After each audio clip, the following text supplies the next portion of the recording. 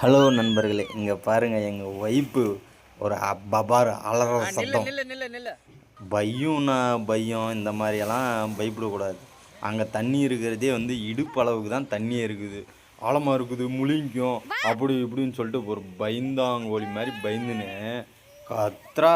அதுக்கே கத்துறா. சவுண்டு ஒரு சவுண்டு. அங்கே இருக்கிறவங்கெல்லாம் பயந்துட்டாங்க. அந்த மாதிரி சவுண்டு. அப்பா அப்பா அப்பான்னு கத்து. என்ன பண்ணுறது?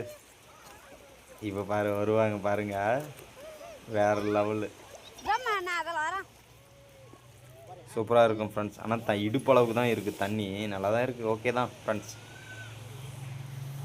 ஜாலியாக என்ஜாய் பண்ணோம்.